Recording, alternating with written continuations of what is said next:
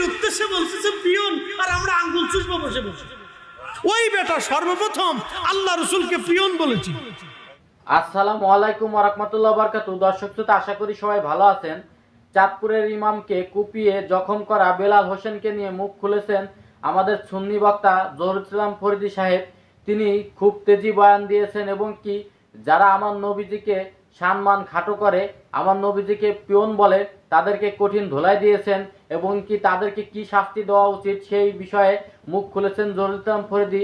আজকে আপনাদেরকে এই ভিডিওতে বিস্তারিত দেখাবো। দর্শক শ্রোতা, কথা না বাড়িয়ে চলুন জহুরুল ইসলাম ফরিদী সাহেব তিনি কি বলেছেন সেই ভিডিওটি দেখে আসি। মৌলবী এসে বলে দিল রসুল পিয়ন। কি আশ্চর্য! আন্তর্জাতিক খ্যাতি সম্পন্ন গাদা পিয়ন। পিয়ন বুঝেন? আচ্ছা, পিয়ন শব্দটা যদি আমার ক্ষেত্রে আপনি ব্যবহার করেন তা আমি বুঝি তো অপমানিত, যে আমি এত জননন্দিত বক্তা, এত মানুষ আমার ওয়াজ শুনে, হ্যাঁ আমারও পিয়ন করে। পিয়নটা কি? একজন বার্তা প্রেরণ করে, চিঠির মধ্যে কি আছে সে দেখে না। আমাদের সরকারি চাকরিজীবী হিসাব অনুযায়ী পিয়ন কি কত নম্বর চাকরিজীবী স্থানে আছে এটা বলতে পারবেন কি? কয় নম্বর? একবারে সর্বনিম্নের দিকে না? একবারে সর্বনিম্নের দিকে একটা পিয়নের চাকরি সরকারি রুলস অনুযায়ী। বলেন, চতুর্থ শ্রেণীর কর্মকর্তা, প্রথম শ্রেণীও না, দ্বিতীয় শ্রেণীও না, তৃতীয় শ্রেণীও না, চতুর্থ শ্রেণীর একটা কর্মকর্তাকে পিয়ন বলা হয়। চতুর্থ শ্রেণীর কর্মকর্তা তো শ্রেণীর ভিতরে একবারে শেষ শ্রেণী, এরপরে আর কোনো শ্রেণী নাই। পিয়ন হলো আমাদের বাংলাদেশের রাষ্ট্রীয় হিসাব অনুযায়ী চতুর্থ শ্রেণী, শুধু বাংলাদেশে না, সারা পৃথিবীতে। আর আমার রসুল যিনি মাকামে মাহমুদ আলা, হাউজে কাউসার ওয়ালা, তিনি মেহবুবে আলা, সাহেবে কোরআন, সাহেবে জান্নাত, সৈয়দুল কাউনাইন ও সাকালাইন, নূরুল আলা নূর, গায়বকে খবর দেনে ওয়ালা, আকা মাওলা, তাজদারে মদিনা, নূরে মুজাসসাম, হাবিবুল্লাহ, সেই নবীর উদ্দেশ্যে বলছে যে পিয়ন, আর আমরা আঙ্গুল চুষবো বসে বসে।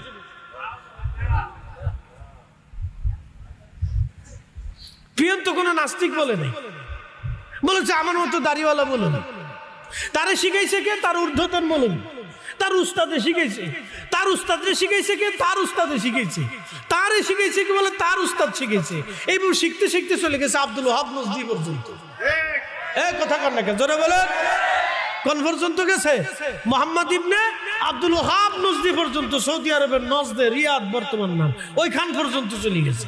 ওই বেটা সর্বপ্রথম আল্লাহ রসুলকে পিয়ন বলেছি। সেই লোকটা সর্বপ্রথম আল্লাহর হাবিবকে পিয়ন বলেছে।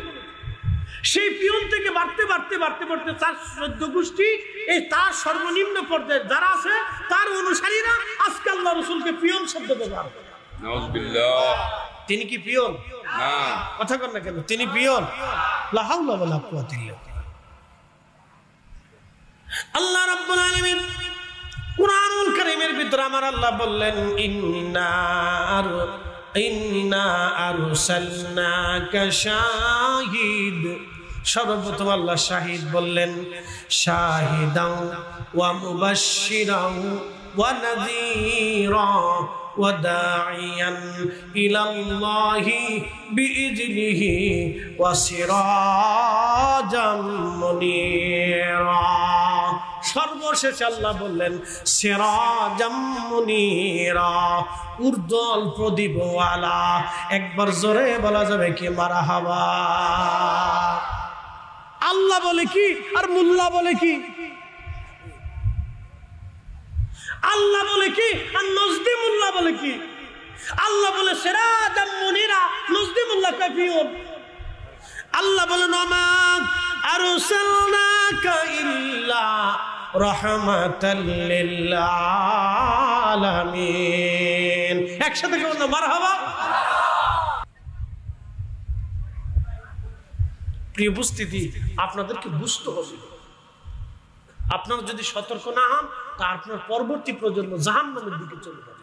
আল্লাহর কসম করে বলি, কসম আল্লাহর, আল্লাহর কসম করে বলি, কসম আল্লাহর, মুস্তাদরাক হাকিম এই সাহিহাইনের ভিতরে আল্লাহ রাসূল বিশুদ্ধ হাদিসে নবীজি বলেছেন, আমার উম্মত তোমরা যদি কাবা শরীফের রোকনের ভিতরে নামাজ পড়ো, হাজরে আসওয়াদ পাথর এই মাকাম ইব্রাহিমের এইখানেও যদি নামাজ পড়ো, রোজা রাখো, এবং ওই অবস্থায় যদি তোমার সারা জীবন নামাজ হয়, সারা জিন্দেগি রোজা হয়, আর ওই অবস্থায় যদি তুমি ওইখানে ইন্তেকাল করো, আর শুনে রাখো ওই অবস্থায় যদি তোমার অন্তরে ওহুয়া মুবগিদুন লি আহলি বাইতিন নবী সাল্লাল্লাহু আলাইহি ওয়াসাল্লাম, আমার রাসূল বলতেছেন আমার আহলে বায়াত, আমার হাসান, আমার হুসাইন, আমার ফাতেমা, আমার আলী, আমার আয়েশা, আমার খাদিজা, আমার রক্ত, আমার বংশ, আমার আব্বাস, আমার হামজা, আমার আকিল, আমার মুসলিম, যা কিছু আছে আমার বংশ সম্পর্কে যদি তোমাদের, আমার হাশিমি সন্তানদের সম্পর্কে যদি তোমাদের অন্তরের ভিতরে